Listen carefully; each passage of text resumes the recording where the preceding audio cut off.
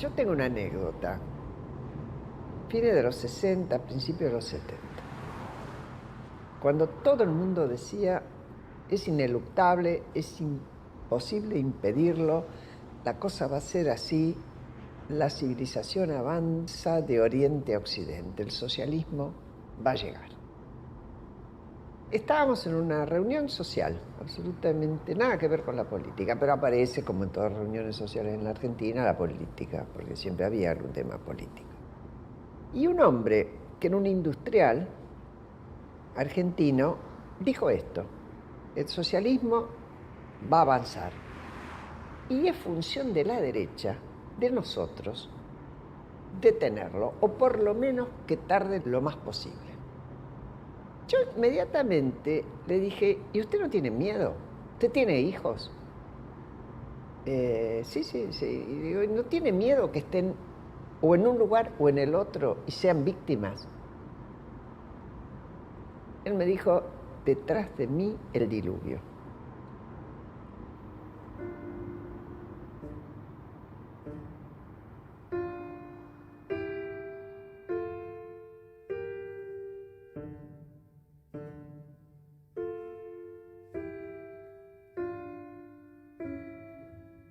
No siempre aparecen generaciones como la del 60. Cuando me refiero a generación no me refiero al año que nació, sino a partir del año en que actúa públicamente. Entonces la generación que comenzó a actuar en los 40, las influencias eran comunismo, nazismo, liberalismo. Y de hecho la Segunda Guerra Mundial, en los años 40, era eso, eran potencias liberales, comunistas y fascistas. Muy bien. Fue una generación, digamos, que dependiendo de la región o del conflicto, tomó partido por un lado o por otro, pero las influencias vinieron de esos tres lados. Ya la generación del 60 tuvo una influencia mucho más homogénea. Toda la cuestión fascista estaba menos presente, llegamos a confundir al peronismo como una fuerza, digamos, asociada con el proyecto socialista, porque era clase obrera, trabajadores. Entonces había un factor ideológico muy claro, pero a partir de la generación del 60. Tuvo todo a su disposición, universidades buenas, trabajo de sobra, píldora para hacer sexo cuando quería, o sea, libros a montones, vanguardias culturales, teatros y cines y todo a su disposición. Buenos Aires fue una fiesta, o sea, los 60, una fiesta de 24 horas, y eso le dio una energía que tenía que ir para algún lugar. Y de repente no encontraba, la economía no era eso que ellos podían hacer, la política era una cosa más opaca, estaban los militares. De repente vino la Revolución Cubana, vino toda una cosa que podía canalizar esa energía contenida de esa generación. Entonces estaba la carga ideológica y la carga generacional, porque esa generación era de izquierda, era una generación con fuerza romántica, con capacidad para hacer cosas. Llegaron y marcaron la vida del país. Entonces mi hipótesis es la siguiente. Está bien, eran de izquierda, pero cuando se lanzaron a la lucha, ya no importó más la izquierda y la derecha, lo que querían era el poder. Y los montoneros es la mejor prueba, porque el ERP era de izquierda. Sí. Pero los montoneros eran ¿qué? Los montoneros eran de izquierda y derecha al mismo tiempo. Así es. Eran católicos conservadores, o sea, junto con izquierdistas marxistas, era una mezcla insoportable que las unía ¿qué? La voluntad del poder. Cuando vos llegás al 73, vos tenés casi toda la generación del 60 que quería ayudar a refundar el país. Esta es otra palabra que vos usás y me parece fantástica, en términos para describir y atroz para pensar lo que viene después. Porque el que quiera refundar una cosa tiene que tirar la anterior a la basura. Entonces, esa generación entró con la voluntad de refundar el país. Algunos no entraron a la lucha armada por razones varias, no querían, no les gustaba, tenían miedo, qué sé yo, cada uno sabe lo que quiere. Otros entraron, pero todos apoyaban. El ERP era el que tenía las acciones más llamativas y tenía un aceptable y bastante extendido apoyo de la clase media y media alta profesional, que los admiraba y todo demás. ¿Cuándo es que empieza lo que se llama el engorde de Montoneros? Con el asesinato de Aramburu. Porque Montoneros le mata el punto al ERP. Hace una acción tan brutal, tan fuerte, que todos esos que venían a sumarse a algo van para Montoneros, no van para Lerma. ¿Y qué es la muerte de Aramburu? Sino la muerte del padre. Los que lo fueron a secuestrar y matar usaban uniforme militar. Uno de ellos había sido cadete. Fue un magnicidio porque había sido un expresidente, no me importa cómo, pero digamos, hay que aprender a respetar las instituciones, para mal o para bien. No sirve de nada tirar el cuadro de la pared, porque la historia está ahí. La historia no cambia. O sea, Stalin lo sacó a Trotsky. ¿Y que acaso Trotsky no participó en la Revolución Rusa? Nos guste o no nos guste. Y eso, digamos, me parece que no se registra bien. Fue un magnicidio y un parricidio. A partir de ese momento, yo creo que los militares comenzaron a vivir como amenaza a aquellos hijos o sobrinos que eran de izquierda o eran revolucionarios o era lo que fueran. Hasta ese momento los tomaban como... Chicos que van a cambiar de idea. Nosotros éramos omnipotentes, podíamos cualquier cosa, éramos una generación bendita, bendecida. Entonces, qué sé yo, Condenada a ganar. Exactamente, agarrar un arma, acabó siendo lo más natural. Entonces yo iba al tiro federal y apuntaba un blanco y después apuntaba un cara. No sentí que hubiéramos una ruptura, lo sentí como natural. Ahora, lo que sí sentía que no se lo podía explicar a nadie. Yo le podía explicar a mis padres, me hice comunista, pero no le podía explicar a nadie que estaba en la guerrilla.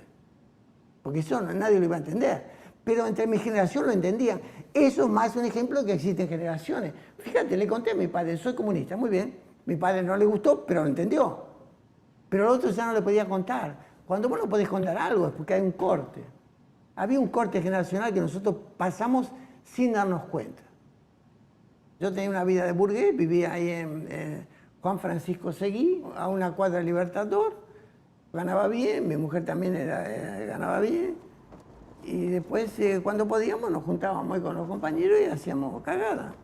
Ni los vecinos ni en el trabajo podían saber de lo que vos andabas. O sea, había gente en el trabajo que llamaba a mi casa porque fui preso, horrorizado, no puedo creer. Decían, pero ¿cómo?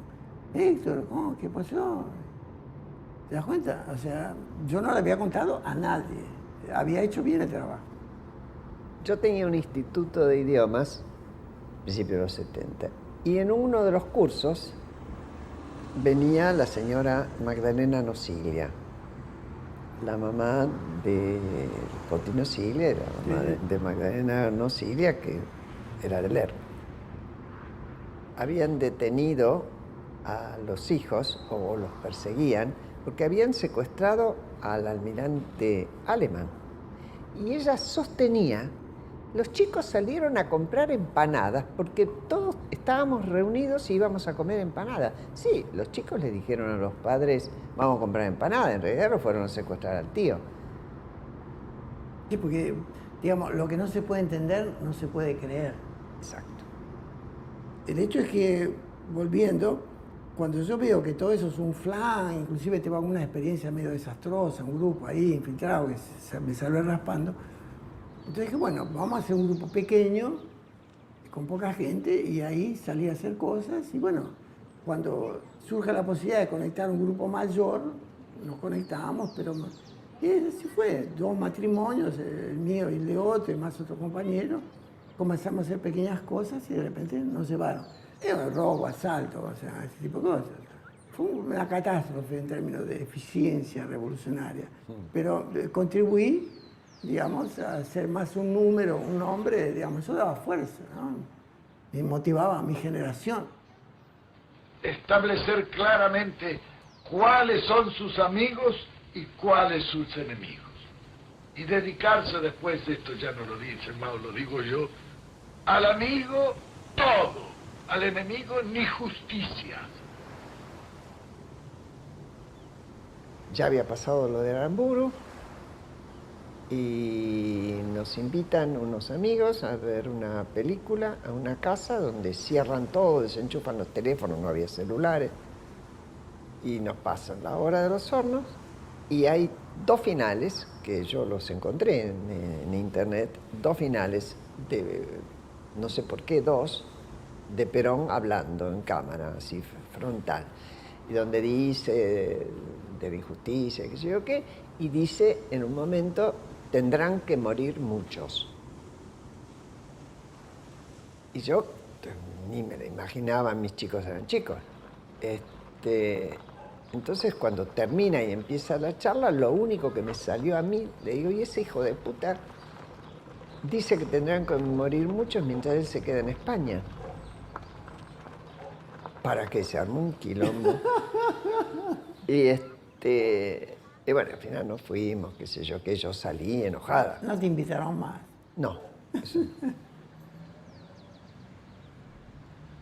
Indudablemente la guerra revolucionaria es una guerra larga, sumamente larga y muy cruenta, donde el sacrificio de los hombres es una cosa penosa y prolongada. Y quizá ese sea un camino si no hay otro remedio. Bueno, yo te doy la derecha acá porque de esto sabes más que yo. Esto fue en el 71, después de Aramburu. Perón hasta ese momento había coqueteado. En este momento asumió un compromiso fuerte. Y claro, nosotros no sabíamos, pero digamos, ahí lanzó también la consigna del socialismo nacional. Cualquier parecido con el nacionalsocialismo, digamos, no lo registramos, eso se registró después. El socialismo nacional, nosotros quedamos convencidos de que él había finalmente tomado partido y no percibimos que éramos todo lo que sabíamos, porque el problema es que con Perón, es que la izquierda siempre supo que Perón era un cara magistral para jugar, pero no confiable. Era mafioso, en el bueno y en el mal sentido, no era confiable.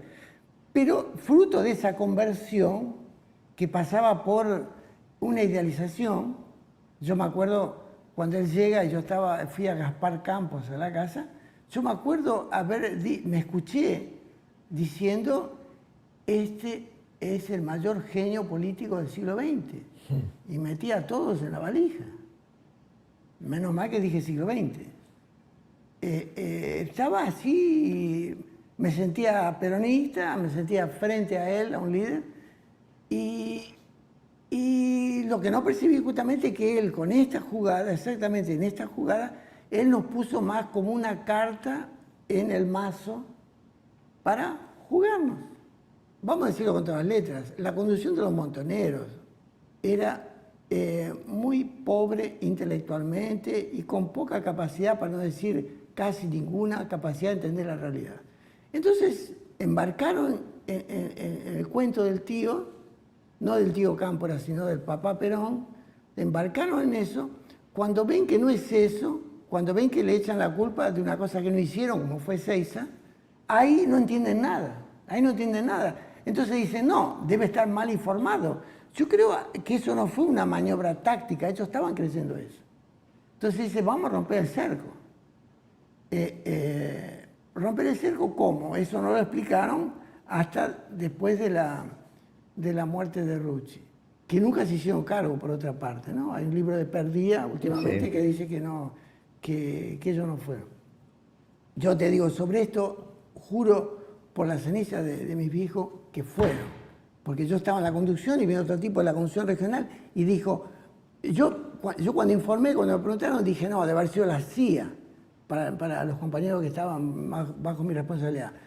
Cuando vino la conducción regional a la conducción de columna, nos dijo, fuimos nosotros. Y cuando le preguntamos, ¿y cuál es la explicación política? Así, con miedo y con respeto, dice, dije, hablamos de aquí un rato, ahora deja que te cuento la operación. O sea, los fierros siempre vinieron primero. Después de contar la operación, ya estábamos calmados. Entusiasmados. Dale que va, está bien, menos uno. Ahora, fíjate que él dice, y creo que lo insiste, dice, tiene que haber dos en la mesa de negociación. El enemigo que siente que va a ser derrotado y se sienta a negociar, y de este lado tiene que estar el otro, que no tiene que ser un tonto. El no tonto era él. No, claro. El único que podía negociar, porque Montoneros le había dejado la política en sus manos. Exactamente. Al militarizarse y hacer la confrontación, dejó. Perón hacía la política, era el no tonto, era el piola, y los otros con la teoría del cerco, que si rompemos el cerco, que si o qué, y ya en un camino que era imparable, no se podían detener, me parece. Y con lo No que vos era, no era contás, solo, lo de Montonero no era solo militarismo, era aventura también, o sea, era una cosa así de fascinación que ejercía la violencia. La violencia es una droga, literalmente, la violencia seduce. Ir con un arma, tirotearse, imagino lo que será torturar, o sea, matar en gran escala con una bomba atómica, qué sé yo. La violencia seduce. Y cuanto más se practica, más seduce. Los indios, que eran sabios, después de una guerra, dejaban a los guerreros 40 días sin entrar en la tribu, porque tenían toda la carga emocional podrida de la guerra. Nosotros no teníamos 40 días después de un atentado, después de cualquier cosa. Nosotros estábamos constantemente eso. Eso nos fue llevando, a los militares también. O sea, que estaba la ideología, pero también estaba este otro factor que era la violencia. La violencia nos seducía a todos. Entonces, esta maniobra de decir, deja que te explico primero la operación, es una maniobra natural, espontánea. ¿Por qué? Porque a todos nos seducía la violencia. vos sabés que cuando, en el año 79 y 80, cuando entran las dos oleadas de contraofensiva, que la primera, los militares no los esperaban tanto, la segunda los estaban esperando, era como cazar gallinas en el gallinero. La Embajada de Estados Unidos, yo accedí a documentos que fueron, viste que cada tantos años Sí, se abrían. Lo sabía, y les dijeron a los militares, ¿por qué no hacen un juicio grande? ¿Por qué no los enjuician? Y ustedes quedan colocados frente a la sociedad como con un acto de legalidad. Yo creo que no pudieron. Tuvieron que seguir matando. Cuando podían haber hecho un juicio y nos hubieran puesto en un problema a los organismos de derechos humanos, que hubiéramos tenido que poner abogados a defender el derecho que tenían de ingresar al país con armas para una acción subversiva. ¿Cómo hacían los organismos? No deshacían políticamente. No, los liquidaron. La apuesta a que el golpe iba a empujar a las masas para nuestro lado no se cumplió, nos estaban matando y nosotros no hacíamos nada porque no teníamos ni teníamos las armas ya, pero no podíamos ir a buscarlas y el compañero aquí, no sé qué, no sé cuánto. Entonces yo estuve en La Plata, cuando me sacan de Mar del Plata, me mandan a La Plata el día del golpe, ¿podés creer? Y me voy allá con un camión de mudanza. Y llego ahí y me quedo hasta noviembre en La Plata, una ciudad envenenada hasta la puta que lo parió. Creo que 6 conducciones de columna pasaron por ahí limpiadas. Entonces me mandan ahí y ya era aspirante, pero bueno, cuando me recibieron me dijeron, sabemos que sos un buen combatiente, pero bueno, también sabemos qué sé yo qué, que era que no pensaba exactamente, pero vamos a hacer muchas operaciones. Hice 2 operaciones, 2. Patéticas las 2, o sea, digamos, no interesa cuáles, pero digo, no había nada para hacer, entonces solo había esperar a que te masacren. Llega un momento, cada uno tiene su momento, llega un momento que vos te vas. Ahora, el problema es el siguiente, yo esto lo hablaba con los compañeros que yo tenía bajo mi responsabilidad, que eran más jóvenes, esto es lo doloroso. Y yo le decía, escúchame, esto no da.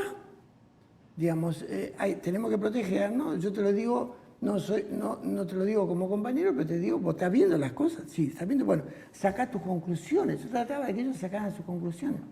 Y muchos compañeros jóvenes me decían, mira, tenés razón, pero yo no sé a dónde ir, no sé qué va a ser de mi vida, porque habían entrado a la militancia a través de los montoneros. Los que entraron a la militancia, los jóvenes, por eso los jóvenes fue más doloroso, los que entraron a la militancia a través de los montoneros, esos estaban condenados a muerte. De antemano. ¿Por qué? Porque iban a ir hasta el fin, porque la nobleza de espíritu les impedía la traición. Aquellos que tienen experiencia sabían que habían sido traicionados por el PC, como en mi caso. El PC, está bien, entramos y después el PC no era eso. Después, peronismo revolucionario, no era eso. Después los montoneros, no era eso. Ya estaba acostumbrado, no era eso. Entonces, bueno, chao. ¿Te das cuenta? Los otros no. Los otros se quedaron. Entonces, también tener un poco más de edad ayudaba. Más edad en el sentido de más experiencia. Más experiencia. Zafaban algunos y otros quedaban enganchados, pero porque además había una cuestión, y esto me lo explicó alguno, de deuda con los compañeros muertos. Era muy fuerte el tema de la lealtad. Pero eso era más con los jóvenes. Sí, sí. En la contraofensiva hubo algunos de más edad que volvieron porque estaban con culpa, como, qué sé yo, como Marco Zucker. como Valenzuela. Qué sé yo. Pero había muchos jóvenes ahí. Yo conocí a la mujer de David Viñas en Río de Janeiro. El hijo era portero allá. Y era un tipo, digamos, que no lo podían haber mandado por varias razones. O sea, y lo mandaron igual, no le importaba, que no te importaba el key que vos tenías, no te importaba nada. ¿Querés ir? Allá va, bli, bla, blum, vamos. Psh. O sea, vayan, ¿no? Yo me quedo, vayan. Sí. Entonces, anímense y vamos. Había un incentivo al heroísmo que era, la verdad, un incentivo a la muerte. Esto hay que decirlo bien. Sacrificial.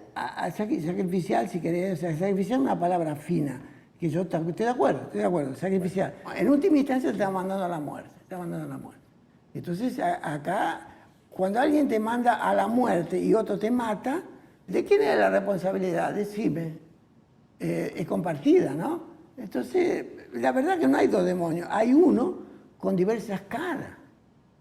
Demonios siempre, digamos, hay varias jerarquías de demonios, pero para el vocabulario argentino hay un solo demonio con varias caras. Chao. Disculpame la cosa de traer estas cosas, pero digamos, a mí, lo que más me duele, te digo, me emociona, lo que más me duele es la cosa de los menores. Sí, que yo no los pude evitar porque yo tenía y les decía, rájense. Y no.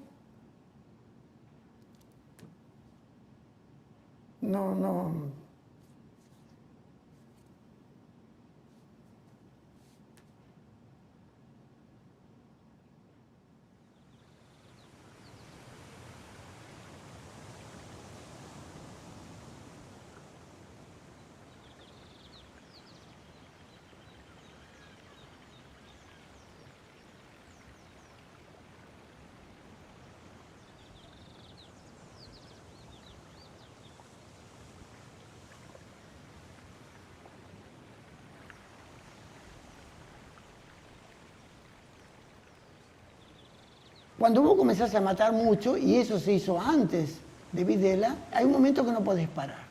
Yo quería matar a todo el mundo. Yo una vez tuve un casi enfrentamiento con el ejército allá en la ruta que va, queremos hacer un ataque a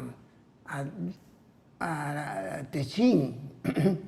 Y no sé si cambió el nombre ahora, que sé qué, pero es la ruta que va a Berisso, Ensenada, por ahí. Estábamos esperando los camiones de Techín para hacer un atentado y aparecen de patrulla los camiones del ejército. A mí me salvó, digamos, que el que era responsable, porque yo ya no era oficial, el que era oficial se puso muy nervioso, porque yo le dije, mirá, aprovechemos y matamos a todos. Claro, ahí, digamos, íbamos a matar conscriptos. Yo era consciente de eso, pero, digamos, en ese momento, digamos, yo no tenía conciencia clara, inclusive sabía que ahí moríamos, porque eran 2 camiones conscritos. Claro, nosotros teníamos la ventaja de la oscuridad porque estábamos atrincherados en la banquina, qué sé yo, los tipos podían rajar. Si bien que el coche nuestro también había rajado, en fin, una complicación. Pero yo tuve sensación, yo quería matarlo a todos. El otro, el que me acompañaba, se cagó, literalmente se cagó, y me dice, no, vayámonos. Por el camino quiso enterrar las armas, le dije que no la enterrara, inclusive tuve que insubordinarme. Saqué de seguro el arma, le dije, no, si vos la dejás, yo me llevo tu arma, le digo, pero yo no voy a dejar ningún arma aquí. Después lo procesan y debe haber quedado por el camino el pobre pibe, porque era un pibe joven. O sea, había sido llevado oficial por ser fiel a la línea, pero digamos, experiencia de combate no debía tener mucha. Digamos, el que entró en combate varias veces tiene siempre el deseo de se vengar. O sea, si vos nunca entraste en combate, vos dudás, ¿entro o no entro? Si vos entraste una vez y ganaste, mataste a todo, la próxima vez podés hacer magnánimo. Pero si empataste o perdiste, la próxima vez querés, igual que en la ruleta, doblo la jugada a ver si gano. Doblo la jugada a ver si gano. Me mataron otro, doblo. Querés matar a todo el mundo. No podés parar. Digamos, a veces hay circunstancias que te hacen parar. A mí la circunstancia que me hizo parar fue la conciencia de la derrota. Cuando yo percibí que estábamos derrotados, dije, bueno, morir gratuitamente no. Pero me quedé, digamos, hasta que la derrota fue evidente.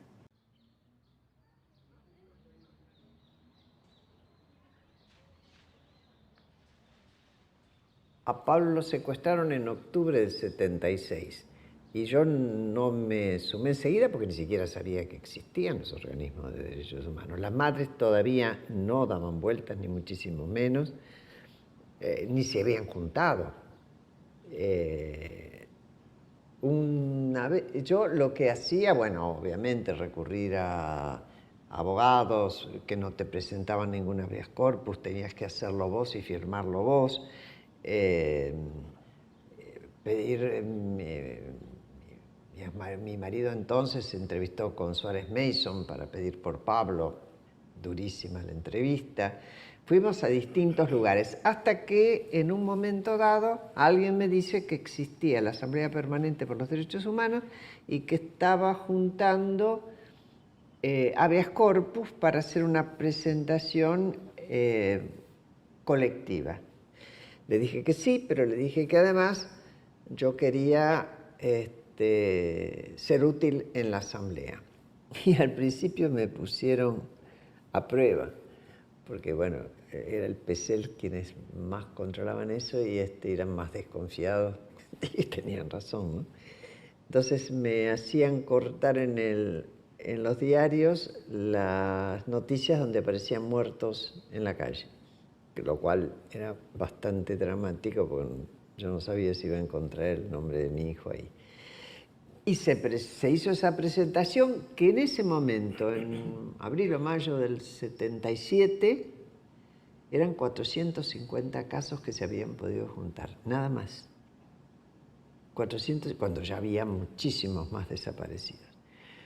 Bueno, se llevaron, después yo poco a poco me fui integrando a la asamblea cada vez más, hasta que en un momento dado yo dije, no me interesa nada de lo que estoy haciendo, no me podía plantar delante de alumnos y enseñar. Yo tenía la impresión de que lo que más me importaba a mí saber yo no lo sabía, entonces no podía enseñar nada. Y yo ingresé en la PDH y me puse a trabajar ahí, recibiendo testimonios, organizándolos, haciendo lo que podía. Cada vez se fue haciendo más fuerte mi presencia y, qué sé yo, en el año 78 recién ahí pude admitir que a Pablo lo habían matado. Y fue pura racionalidad, con sueños al contrario, porque el inconsciente te trabaja al revés. Claro. La racionalidad va para un lado, lo afectivo va para otro. Y ahí yo pasé de todas las noches, yo para dormirme le metía un tiro en la cabeza a Macera, a Videla y a Agosti, en mi imaginación, y me dormía. cuando acepté, que fue todo un proceso, ¿no? Que a Pablo lo habían matado, dije yo, voy a trabajar para que vayan presos. Dejé de matarlos, fantásticamente, y me dediqué a preparar, junto con dos personas más, porque en ese momento parecía una cosa muy chiflada, pensar que algún día podía haber justicia. Parecía muy loco. Sin embargo, 2 o 3 creíamos que por lo menos había que guardar y que trabajar con los testimonios, ir juntándolos, entrelazándolos lo que se podía, además. Y la verdad, que eso dio resultado, porque terminó siendo la base de lo que terminamos incorporando a la CONADEP. La CONADEP lo amplió muchísimo y fue la base del juicio. Y Pablo no era de la Juventud Guevarista. Pablo no militaba. Se había afiliado al PC, después se salió del PC, en la escuela se puso de novio con una chica que era de Juventud Guevarista y seguro que sí conocía y seguro que apoyaba y seguro que le parecía bien.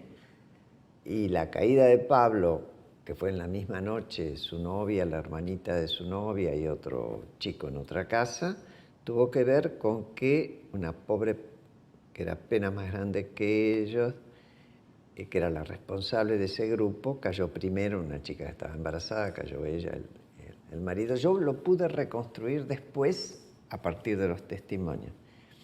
Y dio los nombres de los chicos y bueno, después los secuestraron a todos, ¿no? El que recluta a un menor lo está condenando a muerte si la cosa sale mal. Por eso las Naciones Unidas condena el reclutamiento de menores.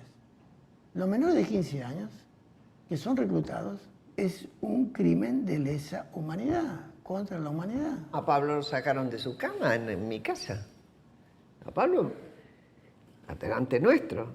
A las 2 de la mañana golpearon la puerta, nosotros teníamos un dúplex.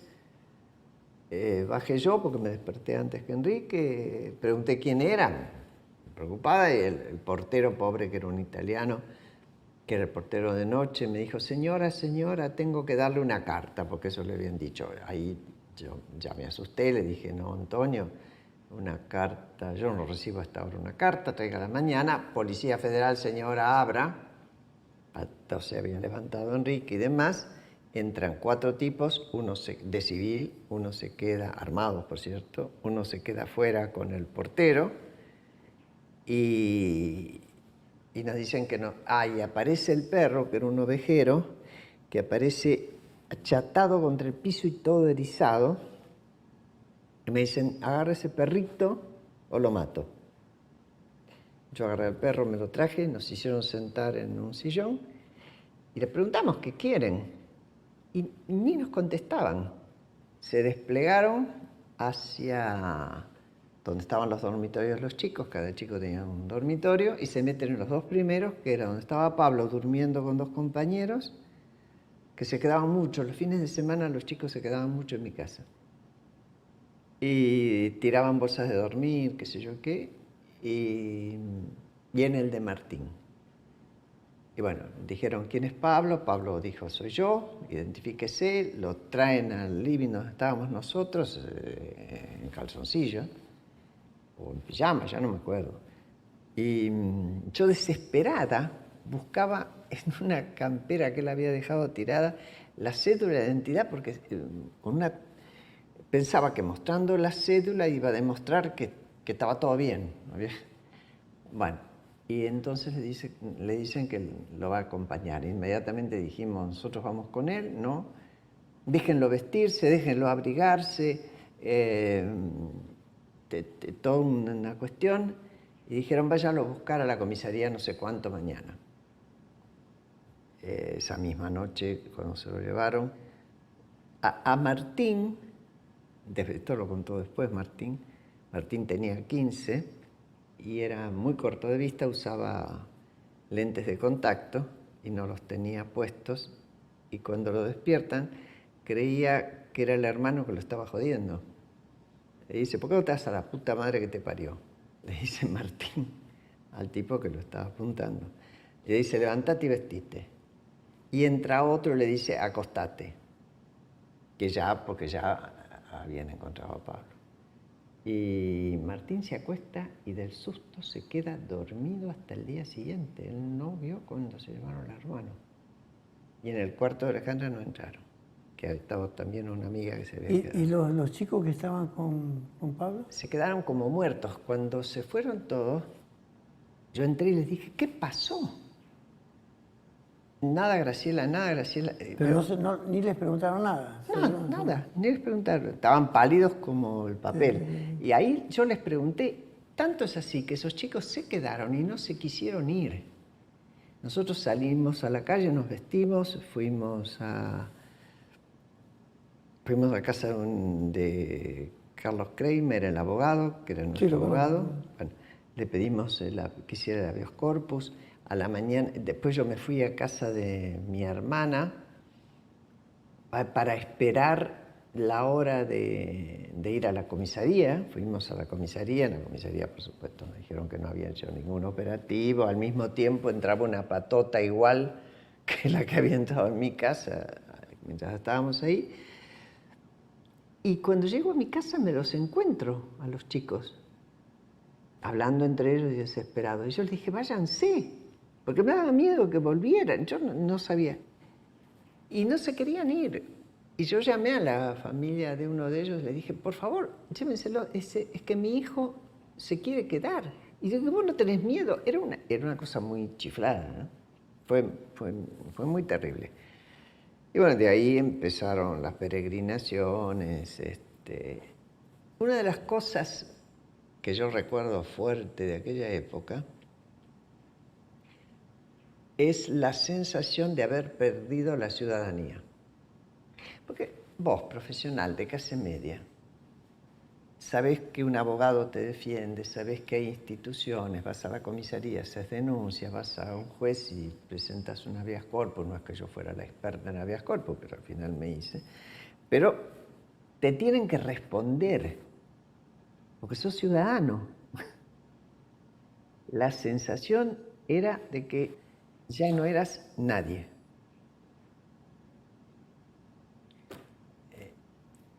Duro.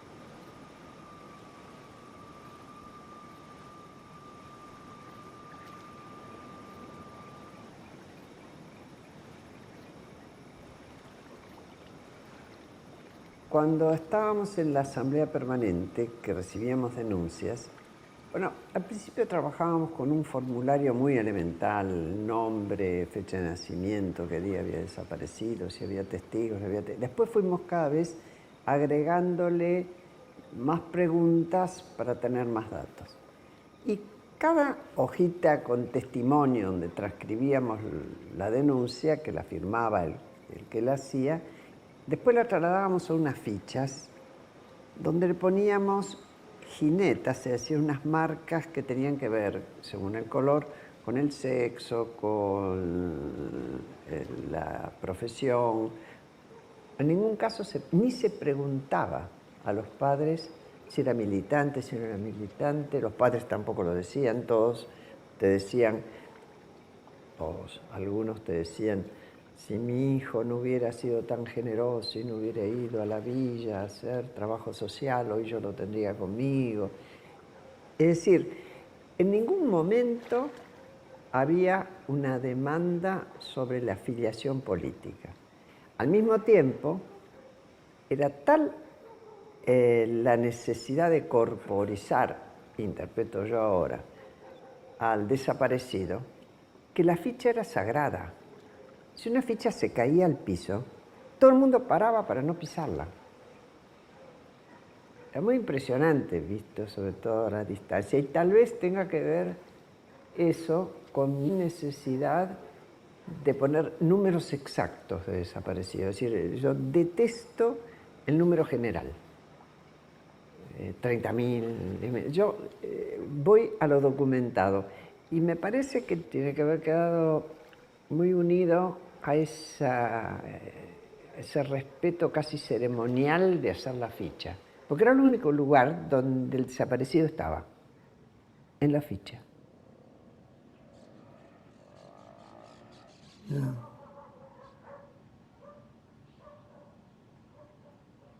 No, estaba impresionante. No hay muchos lugares para desaparecidos, ¿no? No. Así.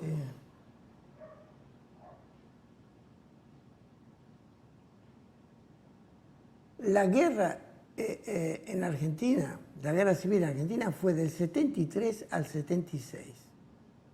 Ahí hubo un estado de anarquía propia de la guerra civil. Todos se mataban en la calle de la peor forma, unos a otros. Morían más de un lado, morían menos de otro. No había ley ni justicia, no había Estado para amparar. Ahí hubo guerra. Muy bien. Lo que yo digo es que nosotros no tuvimos legitimidad para continuar la guerra que habíamos iniciado con Onganía durante un gobierno constitucional. Y Videla tuvo legitimidad para poner un fin a un estado de anarquía que no iba a llevar a ningún lugar porque nosotros no íbamos a derrotarlos en la medida que el pueblo no estaba tomando partido por nosotros de la forma que nosotros esperábamos, por nosotros eventualmente podíamos haber triunfado, no estaba decretado en el cielo que no podíamos triunfar. Pero digamos, eso no dependía de nuestra voluntad armada, dependía del pueblo volverse para nuestro lado. No era Nicaragua. No era Nicaragua. Porque además estaba Perón, y Perón no había echado de la plaza, o sea, digamos, nosotros no registramos eso. Cuando Perón se echa de la plaza, nosotros empatamos. Cuando sube Videla, nosotros perdimos. Videla tenía legitimidad para hacer lo que hizo, lo que no tenía. O sea, esto desde el punto de vista teórico puede resultar paradojal, pero no lo es a partir de los teóricos del Estado moderno como Hobbes. O sea, es que él hizo las cosas ilegalmente, demoníacamente, salvajemente, y tiene que ser condenado como fue condenado, no tengo ninguna duda, pero tenía legitimidad para hacerlo. Esto es una paradoja, querido. O sea, que no la quiere entender, que no la entienda. Y el hecho de que haya habido víctimas no introduce una legitimidad para atrás, ¿no? O sea, como él nos mató, perdió la legitimidad. No. O sea, él hizo las cosas de la peor forma posible, como le dijo Lanusse. Él podía haber, en vez de secuestrado y desaparecido, podía haber detenido y juzgado. Él no lo hizo porque era un mediocre, entre otras cosas. La mediocridad en posiciones de mando o en posiciones de jerarquía es una catástrofe, ¿no? Y como yo digo, Firmenich, Isabel y Videla eran, digamos, la tríade de la maldad, de la mediocridad y de una, digamos, de una incapacidad para percibir lo que estaba ocurriendo. Ellos simplemente acompañaban los hechos. Lo que se reclama es la vigencia, como en cualquier guerra debe existir, de leyes elementales de respeto a un prisionero de guerra y de leyes elementales de respeto a un individuo que no participa activamente en la guerra. Hoy por hoy, cualquier persona del pueblo argentino tiene o bien un hijo, o su esposa, o sus padres, o sus amigos, o sus compañeros de trabajo, o un vecino. Tiene alguien cerca que ha sido secuestrado, torturado y asesinado por la dictadura. Cuando nuestros militantes, cuando nuestros soldados eligen la lucha armada como la forma más alta de defender los derechos humanos del pueblo entero, no de un individuo, de millones de hombres, frente a la explotación, frente a la represión generalizada del sistema, asumen perfectamente los riesgos de la muerte como un hecho natural, como un precio que cada individuo y que todo un sector del pueblo argentino está dispuesto a pagar por la salvación de la patria y del pueblo.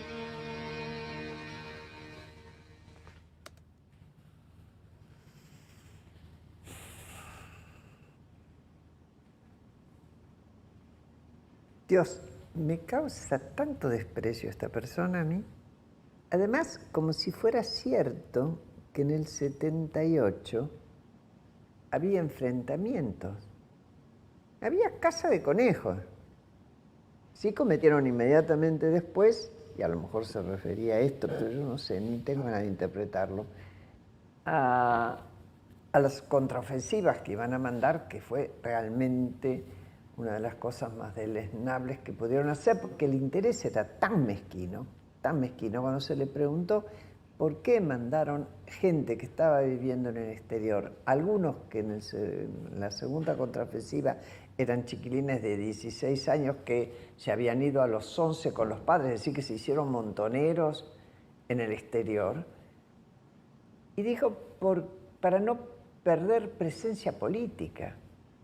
Administraban la muerte independientemente de quién moría. Entonces, los montoneros inventaron un cronograma de muertes para cada columna. En función de las fuerzas, en función del lugar, tenían que matar 1 por mes, 2 por mes, 3 por mes de personal de la Fuerza Armada, de la derecha, de lo que fuera. Muy bien. Llegó un momento que no había registro, trabajo de inteligencia para ir detrás de un blanco. Por lo tanto, se iba a la puerta de una comisaría y cuando salía alguien caminando a la comisaría con cara de policía, se lo mataba. Y ahí al otro día leías que ese era amigo nuestro. Entonces, yo te pregunto, ¿cómo alguien puede defender los derechos humanos cuando administró la muerte de una forma que iguala a los nazis? Ese es un cínico hijo de puta. Que me venga a decir que no. ¿Por qué no vuelve a la Argentina y explica? ¿Por qué no explican todo eso? ¿Por qué en el libro de Perdía no se asumen todas estas cosas? ¿Vos te crees que yo soy el único que sabe esto? No. Hay muchos que lo saben. Y hay una especie de defensa corporativa del lado de los militares y del lado de los montoneros. ¿Por qué no se rompe esto? Porque ahí está la inercia de la naturaleza humana. Cuando vos sos marcado por una emoción fuerte, quedás atrapado. Seas militar, seas guerrillero, seas psicoanalista. Hay muchos en Argentina que están congeladas, que tienen congelada el alma, que les impide decir lo que vieron. Decir simplemente esto. Yo no sé cómo juzgar lo que vi, pero lo que vi es esto. ¿Por qué la gente no dice lo que vio? ¿Por qué la gente...? No se trata de juzgar. La interpretación viene después. No me importa si los militares fueron más culpables que nosotros. Puede ser. No me importa. Lo que yo quiero hacer, lo que yo quiero. Y que cada argentino y argentina que participó en los 70 diga lo que vio y lo que hizo. Que lo interpreten las nuevas generaciones. Dejemos las interpretaciones. Digamos lo que vimos. Porque, Videla se llevó a la tumba lo que sabía. Es cierto.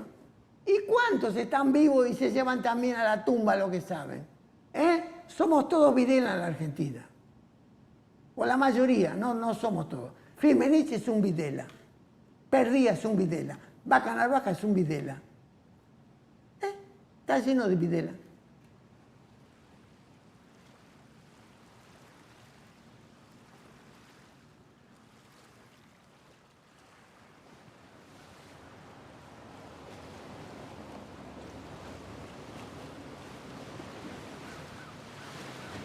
Yo voy a empezar contando lo que supe sobre la cifra de 30.000 desaparecidos. En realidad yo siempre me preguntaba, porque esa cifra apareció en el año 77, cuando después hubo más desaparecidos, o sea, aumentaba el número. Entonces, ¿por qué 30.000?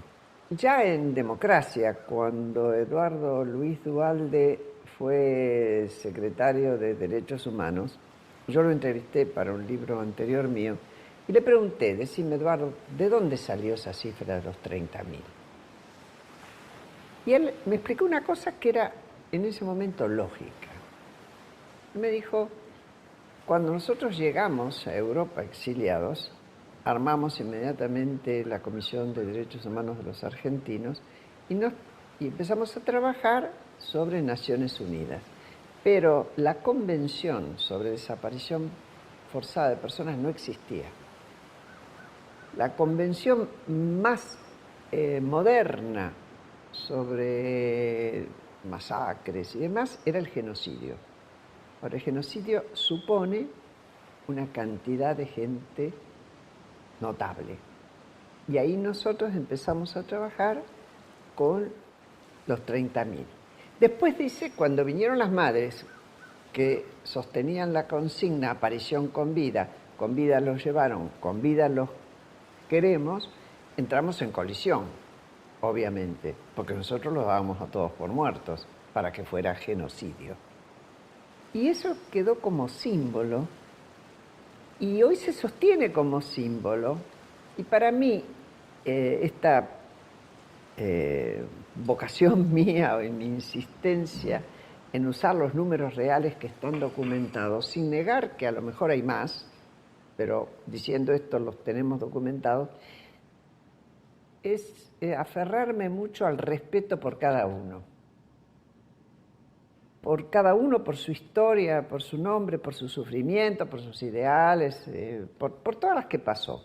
A mí me parece malo, no me encaja decir 30.000, 20.000, 10.000. Me apego más a lo documental. Después, cuando vino la CONADEP, una vez más, aunque ya supiéramos más de dónde militaba cada uno, porque ya, sobre todo cuando aparecieron los sobrevivientes, en un número que nosotros no creíamos que existían, no sabíamos que tantos habían estado desaparecidos y habían sobrevivido, no se asentó nunca la militancia. Se siguió con la idea de que eran víctimas, todos víctimas. No importaba de dónde venían, eran víctimas. Y yo creo que era bastante lógico, porque lo que se tenía enfrente era un aparato del cual se suponía que todavía conservaba el poder, y poder de daño, y que iba a resistir a juzgarse a sí mismo como era el proyecto de Alfonsín. Y de hecho ocurrió. De hecho, nunca el Consejo Supremo de las Fuerzas Armadas determinó que hubiera alguna responsabilidad. Al contrario, 2 veces se pronunció y las 2 veces dijo se cumplieron las órdenes que se dieron. Y se acabó. Cuando Alfonsín asume, dicta, entre otros, 2 decretos. Uno para enjuiciar a las cúpulas militares, el otro para enjuiciar a las cúpulas de las organizaciones guerrilleras. En los fundamentos del segundo admite que había situaciones de injusticia que podían explicar que esa gente hubiera tomado las armas, pero de todas maneras los enjuicia. Lo que hay que tomar en cuenta es que para esa época las conducciones de Montoneros y de Lerner no estaban en la Argentina, estaban todas afuera. Cualquiera que mira de afuera dice, bueno, era lógico, ahí había habido guerrilla que mataba, había habido militares que se cometieron barbaridades y demás, ambos tienen que ser juzgados. El lío era para la familia. Las familias no aceptaban que fueran sometidos a la misma justicia o siquiera perseguidos por la justicia quienes para ellos seguían siendo víctimas. Y de ahí pasaron a la idealización. Porque realmente, por amor a la verdad y por necesidad histórica y hasta por respeto al compromiso que esa gente había tomado, así se hubiera equivocado, lo que nos está faltando es el pedazo de la militancia. El reconocer que la mayoría era militante, que buena parte era combatiente y que las consecuencias fueron brutales, su muerte, su desaparición, su tortura, etc. Yo no sé cómo lo ves vos.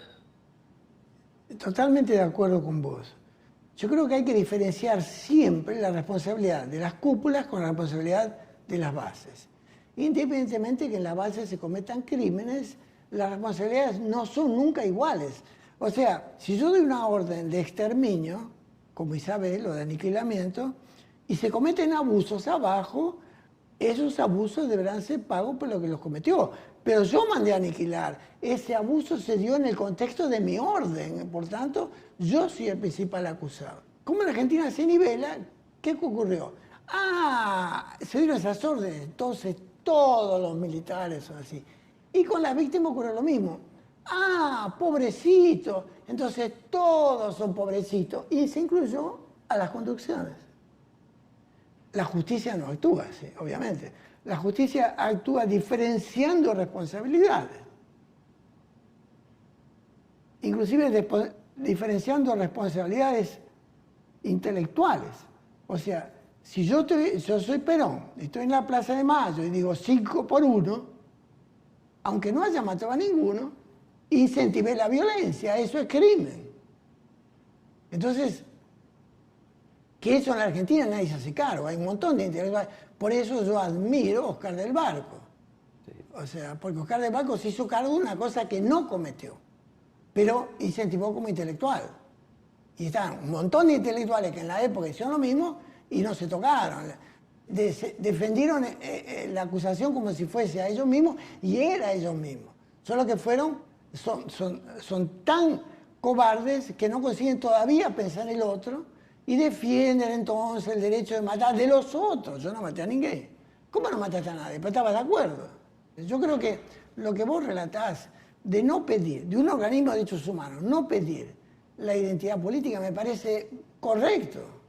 Yo creo que no se tiene que pedir. Ahora, si yo soy jefe de una organización armada, yo tengo que reclamar que incluyan a mis militantes el grado. ¿Cómo es posible que un compañero muera con el grado de mayor, oficial primero, aspirante o lo que fuera, y aparezca como empleado bancario?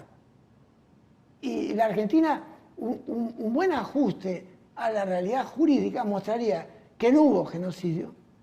Yo pienso que no hubo crimen contra la humanidad. Y cuando yo digo esto, que no hubo crimen contra la humanidad, he recibido muchos mensajes de intelectuales muy importantes de Argentina, de filósofos políticos, no de cualquier persona, que desde el punto de vista jurídico y político están de acuerdo conmigo. No porque esto sea bueno o malo, porque esa es la realidad.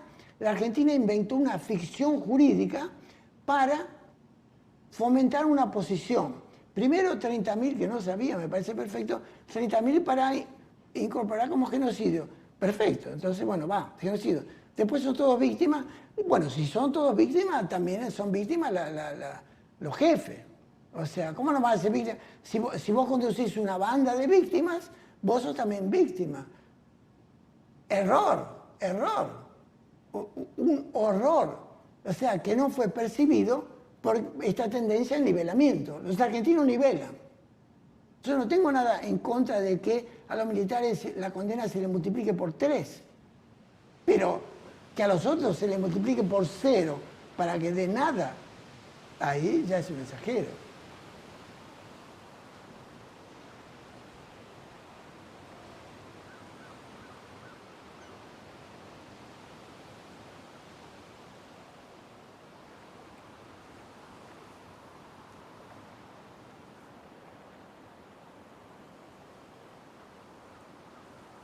Yo decía, ¿qué aporte están haciendo las conducciones que tienen que saber más nombres y no nos traen uno? Están todos entonces, porque quienes comandaron tienen que saber, y hay muchos sobrevivientes, cada uno que se haga cargo de los grupos que dependían de ellos y nos den los nombres que faltan. No hubo jamás ese aporte. Venía del testimonio de la familia, del amigo. Yo creo que la sociedad argentina es una sociedad muy fragmentada. Nadie se hace cargo porque el otro se hace cargo. Vos querés que yo me haga cargo, hacete cargo vos. Porque vos me acusás de algo a mí y vos, todo lo que vos hiciste, ¿qué? ¿Acaso vos sos santa? O lo mismo pueden decir a mí, ¿acaso yo soy santo? ¿Y vos qué es lo que hiciste?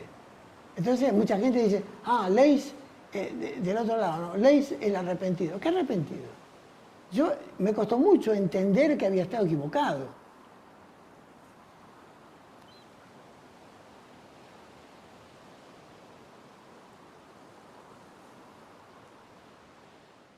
Señores jueces, quiero renunciar expresamente a toda pretensión de originalidad para cerrar esta requisitoria.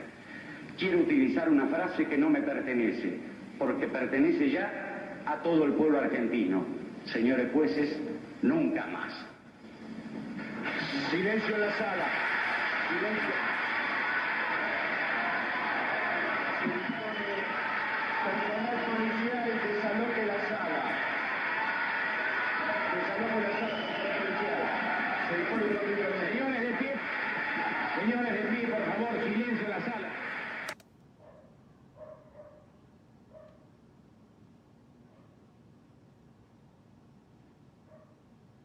A mí lo que más me impresionó de eso, yo estaba ahí, fue, bueno, la explosión de emoción. Yo no puedo decir ni de alegría ni nada, sino de emoción, fue muy fuerte.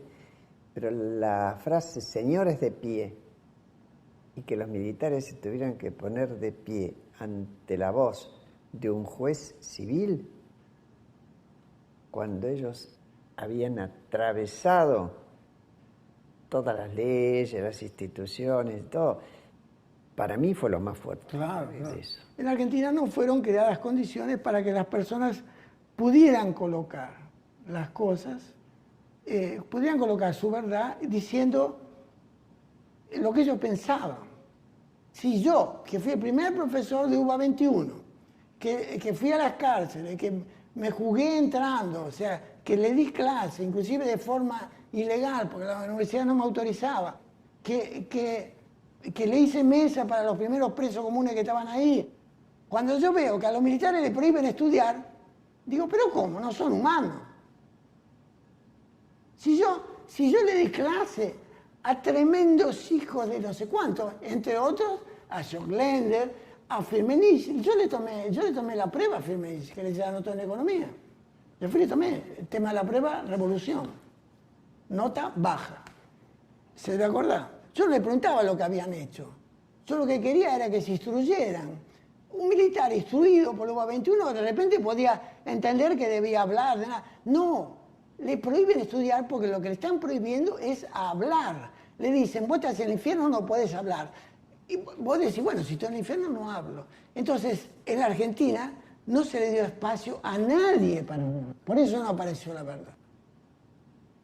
Nosotros estamos haciendo un esfuerzo aquí. Yo espero y llamo la atención para no ir muy rápido en estas cosas, porque siempre aparece alguien que dice, bueno, entonces juntémonos alegremente, militares, guerrilleros, madre, papá, hijo, y hagamos algo para decir que estamos todos... ¡No! Lo que yo quiero es que cada uno asuma sus responsabilidades por separado, individualmente o por sector.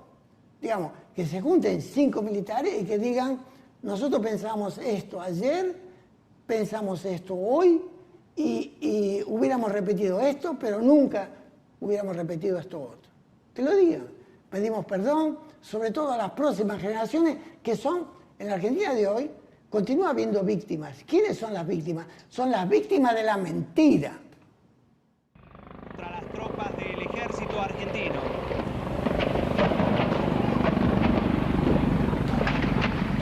Escuchen, todos son impactos directos contra el edificio de la Guardia de Prevención de La Tablada. Se está incendiando.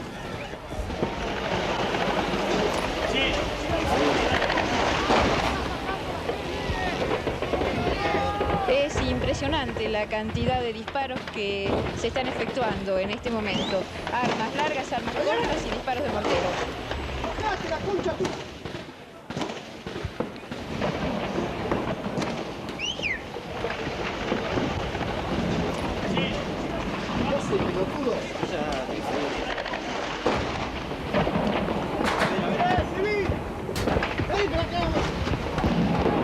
¡Córranse la puerta! Acá traen algunos de los heridos, inclusive muertos. Más heridos y muertos son trasladados en las distintas ambulancias que han llegado aquí hasta otra de las puertas.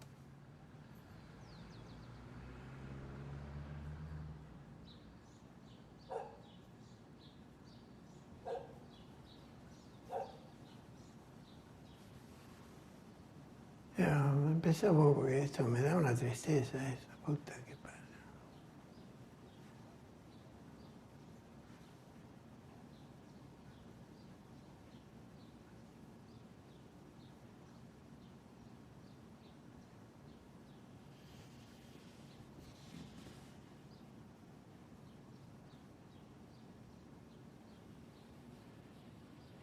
Vos sabés que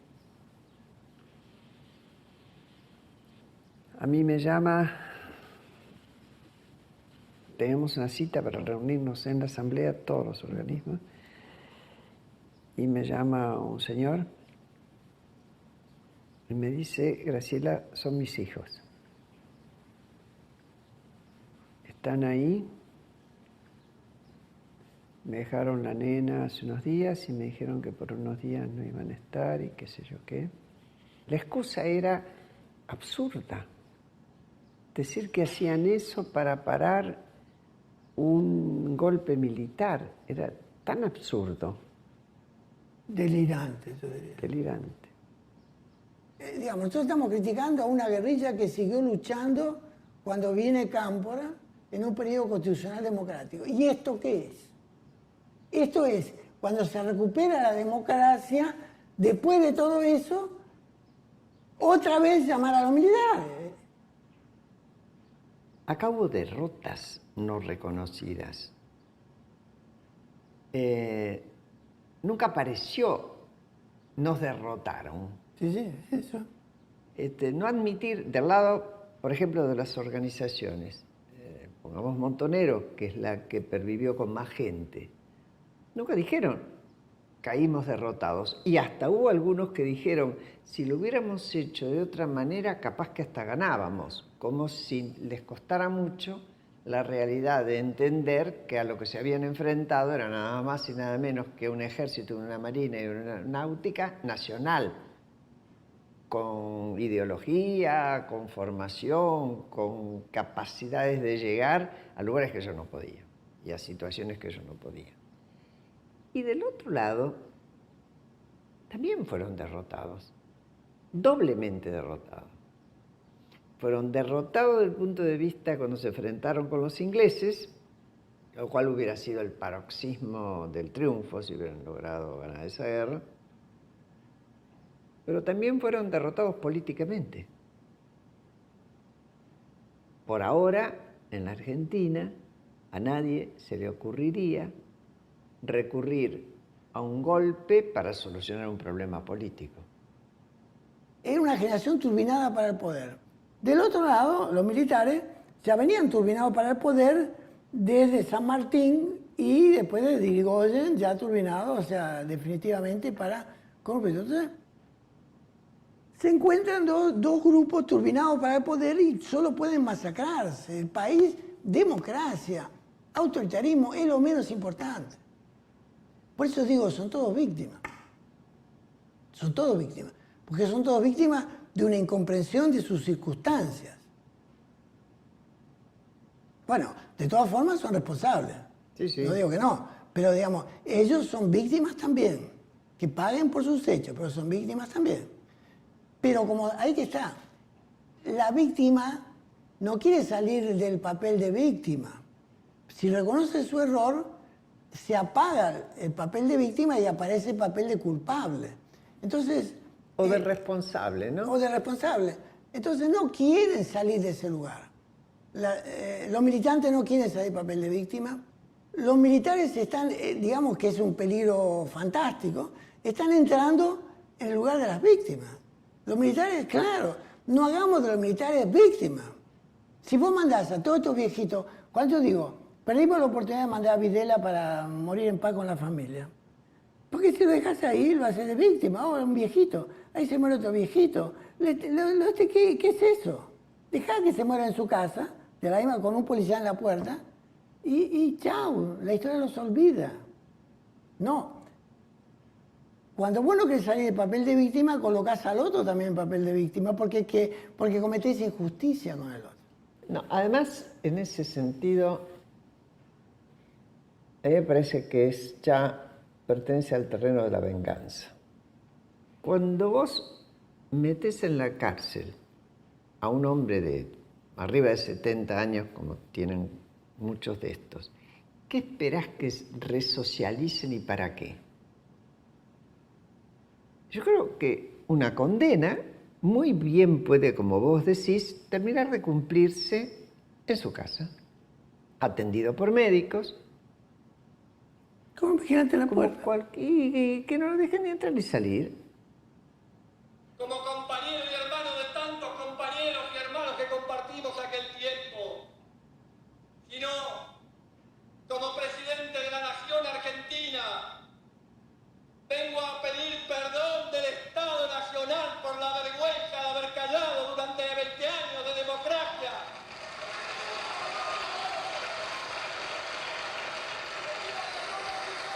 Y aplauden.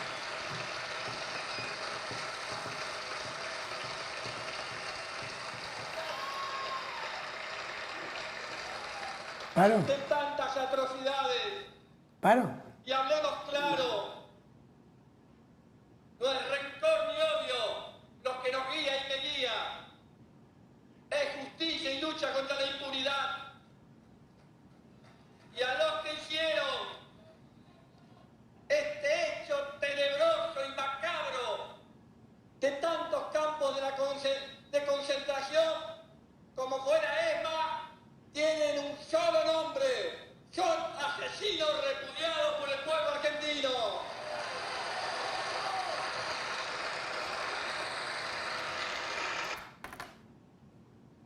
La batería. Parece mentira que un gobernador, él era gobernador hasta que llegó a ser presidente, no hubiera leído, ya no digo el nunca más, porque es denso, lo admito, pero ni el diario del juicio. Montevecchia hizo un diario que siguió día a día cada jornada del juicio y se agotaba. Entonces, ni leyó los diarios, ni leyó obviamente el nunca más, ni siguió de cerca la política, ni la controversia de si amnistía sí, amnistía no. Nada, no se enteró de que la comisión, la CONADEP, había ingresado a todos los campos donde fue necesario y donde teníamos sobrevivientes que aceptaban ir a reconocer el lugar, que a veces entraban incluso con los ojos vendados, se hacían vendar los ojos para medir por los pasos a dónde estaban los lugares de donde partía la escalera que los llevaba al calabozo después de haber pasado por lo que llamaban el quirófano, que era el lugar de tortura. Nada, no registró nada. ¿A qué se dedicaba como gobernador en Santa Cruz? Yo te voy a hacer una pregunta incómoda. Él ignoraba con buenas razones, ¿no? Estaba haciendo otra cosa, no lo vio. Pero los intelectuales que lo apoyan a él, que sí sabían. A mí no me incomodás porque yo no pertenezco a ese No, lugar. no, ya sé, pero digo, ¿cómo no ven ese lado instrumental? Porque, digamos, ¿cuál es el papel de un intelectual? Digamos, apoyar, si él cree que hay que apoyar, pero criticar con más severidad, sobre todo en la democracia, con más severidad cuando el príncipe se equivoca. ¿Por qué dejaron pasar eso? En la Argentina hay siempre intelectuales comprometidos, que es la negación del intelectual, ¿no? Como decías, orgánico y todo eso. Militantes que le dicen. Militantes. Querido, la democracia te exige que no haya ni revolución ni contrarrevolución. Te exige que haya personas que consigan pensar en defensa de la verdad. Eso en la Argentina no hay. Entonces hay que decirlo también. Los argentinos que se creen muy piola tampoco tienen intelectual.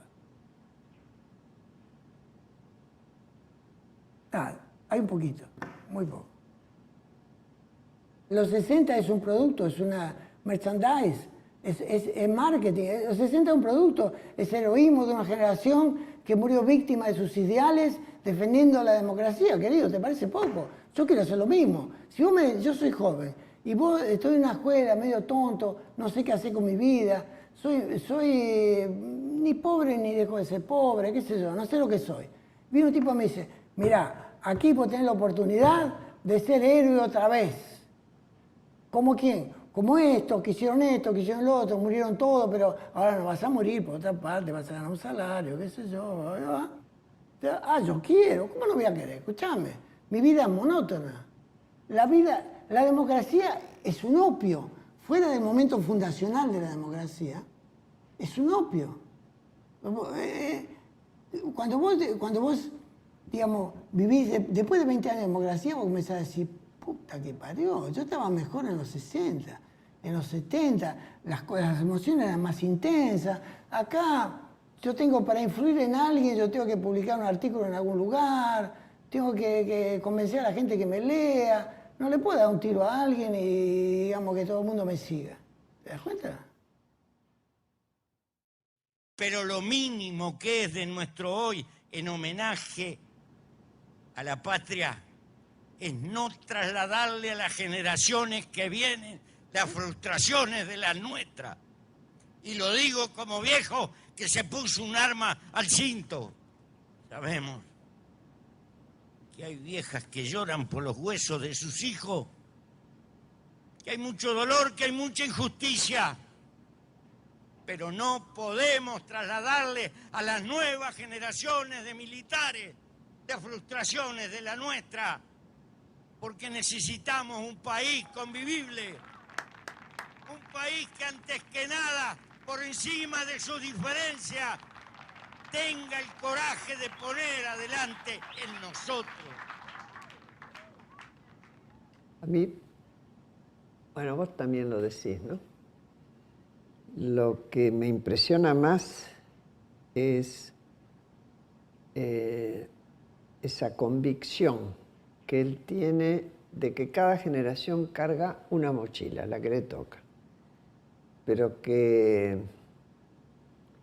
es recargarla si la generación anterior le tira sus problemas. Porque ya de por sí va a tener que solucionar la que le venga.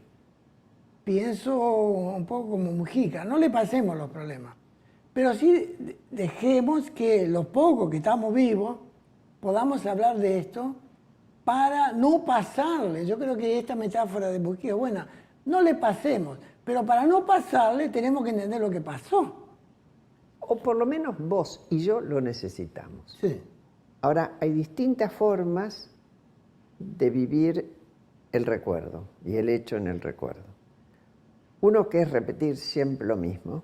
Yo me encontré repitiendo siempre cómo habían secuestrado a mi hijo, que es reiterar y reiterar, casi yo diría para incorporar. Y cuesta bastante salir de esa memoria fija y empezar a transcurrir por la memoria histórica,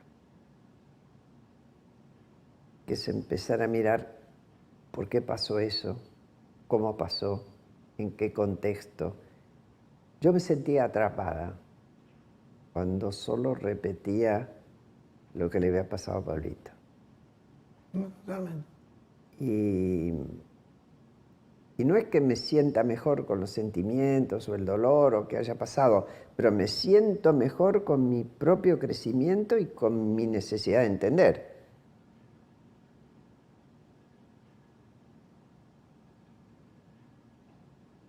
Yo me voy a meter en el tema del perdón, que vos sabés que es un punto en el cual nosotros, a menos que me convenzas ahora, yo tengo una dificultad con eso. Y hasta vale la hipótesis de que no quiera perdonar. Pero mi razonamiento es que yo no fui la víctima del accionar de los grupos de tarea de Campo de Mayo. La víctima fue Pablo.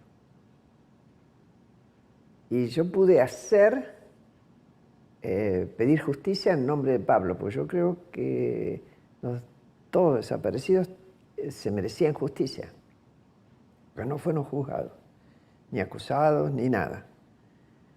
Y no puedo ponerme en el lugar de Pablo, no tengo derecho, yo siento que no tengo derecho, y perdonar, porque a lo mejor él no perdonaría. No puedo. Yo te digo, no te quiero convencer, yo creo que hay algo de íntimo en el perdón que no se puede, digamos, es un acto íntimo, es un acto, yo diría, espiritual, en el sentido de que lo hago si mi alma me permite. Del lado de quienes decidieron hacer la represión brutal que llevaron a cabo, no hubo un gesto de arrepentimiento, el único es Balsa, pero ninguno dijo, señores, vamos a tratar de reparar. Pedimos perdón, genéricamente. Pongámoslo en mi caso. ¿Cuál era la ofensa? Matarme un hijo. Esa era la ofensa. Pero ese hijo era una persona con discernimiento propio. Sí, pero estoy de acuerdo. Si él no está para perdonar, yo no puedo perdonar por él. Es una comprensión sutil, pero yo creo que se tratando de una comunidad política amplia, no se precisa que todos pidan perdón a todos. No es un acto ritualístico esto. Si no sería ritualístico. Se precisa que se genere un consenso, digamos, de que es posible hacer justicia y perdonar. Solo eso. ¿Y qué implica perdonar? Implica justamente, para mí es la esencia, y eso es Hannah Arendt, no lo inventé yo. El perdón es el arma secreta de la política para que no se repita siempre la misma historia. Vos entras en el eterno retorno a la política cuando vos ejercés venganza, cuando vos pedís ni olvido ni perdón, paredón, frase que Hannah Arendt no conocía, pero que seguramente lo hubiera citado. Y cuando vos pedís ni olvido ni perdón, paredón, vos estás condenando a esa sociedad a que repita la historia. No salga de eso. La forma de salir de un ciclo de resentimiento y venganza, resentimiento y venganza, es en algún momento perdonar. Algo, un poco. En el momento que perdonas un poco, aumenta que la amistad, diría Aristóteles. Alguien diría en lenguaje más moderno, la reconciliación. Me hiciste pensar en una cosa. ¿A quién le interesaría? ¿Cuál sería el beneficio secundario o primario de ese círculo vicioso? Ni olvido, ni perdón, paredón. Tener entretenido a una sociedad en ese círculo vicioso. ¿Quién se beneficiaría? Bueno, el que se beneficia es siempre el que lo instrumenta. El que lo instrumenta. El poder. Entonces, exactamente. Que va a ser otra cosa. Para mí, perdonar todo lo que se habría hecho sería decir, bueno, basta de llevar a la justicia. Porque bueno, ya está perdonado, está zanjado, se acabó. Yo creo que seguir haciendo justicia, porque la gente lo necesita. Los que tenían que ver supuestamente con la muerte de Pablo, ya pasaron por la justicia y fueron condenados. Aún así, yo digo, ha cumplido su pena, la sociedad acepta que ha cumplido su pena. Personalmente yo no me puedo reconciliar con esa persona porque lo haría en nombre de otro. Lo que yo no puedo tener es el sentimiento de revancha. De eso escapo. Yo no puedo hacer venganza. No quiero que esté preso un tipo que está enfermo.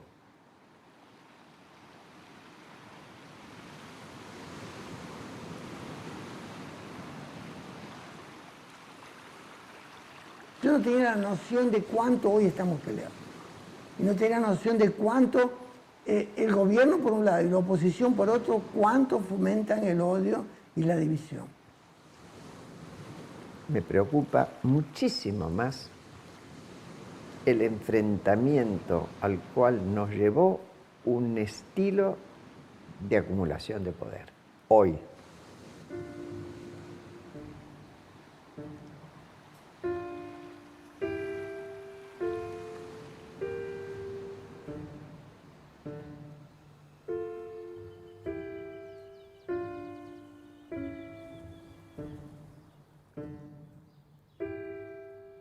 Cuando alguien o algún tipo de institución se convierte en el símbolo del recuerdo, eso es anclar la memoria. Y puede ser instrumentado. Y casi se condena a esa gente, porque se le estimula, a ser el imán del recuerdo permanente de una sola cosa. Esa es una de las cosas que yo no quise ser. Yo no quise ser solamente la madre de Pablo y la madre reclamante de justicia de Pablo. No quise. Es tentador, pero no sirve. Yo sé que en un momento dado, cuando Pablo desapareció, Pablo se convirtió en mi hijo. Yo tenía 2 más. Era él hijo. En un momento dado yo me di cuenta de eso. Y empecé a mirar que además era la madre de otros 2. Y que además tenía que alimentarme. Y que además tenía familia. Y que además quería seguir pensando. Yo no me puse en el lugar de víctima, nunca, no sé por qué. Me puse en el lugar de sobreviviente. Salí, voy a pensar todo otra vez. Soy sobreviviente y pienso todo otra vez. Es una nueva vida, la gané. Si vos me preguntás del fondo del corazón, lo que me ayudó a repensar, yo te diría que fue Brasil. Yo soy muy grato a Brasil, soy muy grato, tengo mucha gratitud. Me trataron muy bien, me sentí diferente. Yo la primera vez que llego a Río de Janeiro, tranco a mi mujer en el hotel, con llave, digo, no salgan, y salgo yo a la calle para ver cómo es, y veo gente contenta en los bares, tocando una musiquilla, podía ser una samba, de repente una música que no reconozco bien, y que me encanta, que es el Lloriño, que después digo, puta que parió, ¿qué es esto? Parecía estar en el paraíso. Era fantástico, era fantástico. Yo no puedo narrar la alegría que me dio. Eso me ayudó a pensar otra vez. Y estaba dispuesto a repensarme, porque yo sentía que había algo errado.